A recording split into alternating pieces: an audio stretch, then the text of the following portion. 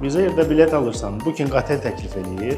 Netflixdə kinoya baxırsan, yeni film tövsiyə olunur. Google-da nəsə axtarırsan, Instagram sənə həmin şeyi reklam eləyir. Çünki bugün şirkətlər data əsasında satış edir və gəlir əldə edirlər. İnsanların maraq dairələri öyrənilərək dəyərli informasiyaya çevrilir data.